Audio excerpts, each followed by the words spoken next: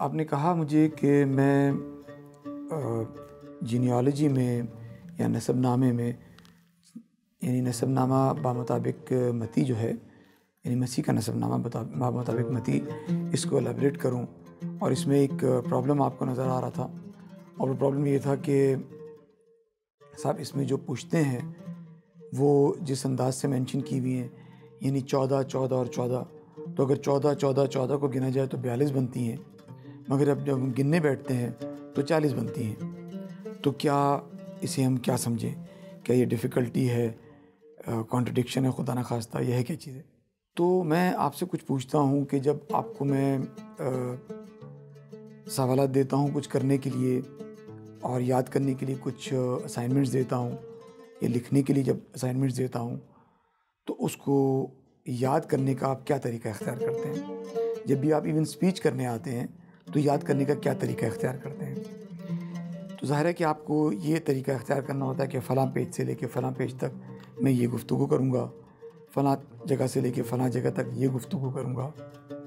तो आप उसी तनाज़ुल में इसको देखेंगे, क्योंकि मैं आगे पढ़ने जा रहा हूँ, तो फिर उससे पहले मैं आपको ये बातें बताना चाहता हूँ। तो अब देखिए कि यहाँ पर जो तरीका है, 2 या 3 इवेंट्स को, यहूदियों के यहाँ भी ये तरीका था कि 2-3 इवेंट्स को जो है वो हाईलाइटेड करके या हाईलाइट बनाकर किसी चीज़ को याद रखने का तरीका बनाया जाता था।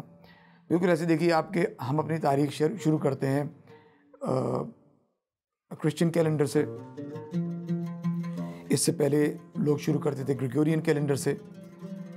तो कोई ना कोई रेफरेंस चाहिए होता है किसी चीज़ को याद रखने का, किसी चीज़ को आगे बढ़ाने का।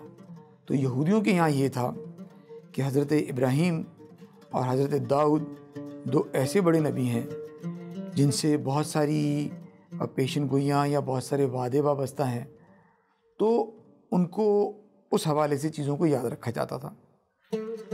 और फिर कुछ इवेंट्स के हवाले से भी याद रखा जाता था। जैसे आप देखिए कि जब मग़लूब हो गए, जब असीरी में चले गए, तो असीरी में वो बाबल चले गए, तो उनके हवाले से भी चीज़ें याद रखी जाती थी कि जब बाबल की असीरी से पहले ये था और बाबल की असीरी से बाद ये था।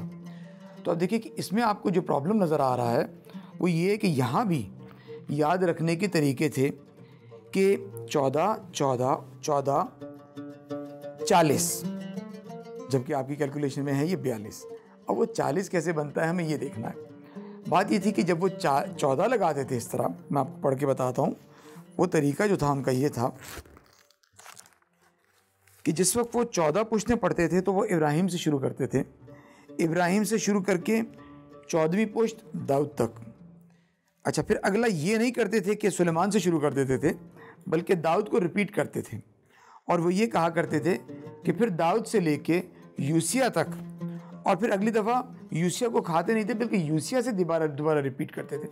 तो आप देखिए कि अगर इस तरह 14, 14 और 14 की पुश्तें लगाएंगे और एक जगह हज़रत दाऊद रिपीट होंगे और एक जगह हज़रत यूसिया रिपीट होंगे दोबारा, तो आप देखिए कि दो जो मतलब आप समझ लें कि पुश्तें हैं वो एक्स्ट्रा आ जाएंगी। यूँ वो 42 होगा, मगर असल में वो 42 नहीं होगा क्योंकि 2 की रेपिटेशन हो रही है, तो असल में वो 42 नहीं है, 40 है। तो मैं आपसे सिर्फ ये दरख्वास्त करता हूँ कि किसी भी चीज़ को समझने के लिए कि वो कॉन्ट्रडिक्शन है या डिफ़िकल्टी है, आप उस माशरे के तौर तरीके और उनके उसूलों में और कैलकुलेशंस में जाएं। मैं समझता हूँ कि ज़रूर अफाका होगा। तो हमेशा जब तक आपके पास बैकग्राउंड ना हो, आप मुश्किल में पड़ेंगे। तो यही तरीका इख्तियार कीजिए। बहुत शुक्रिया।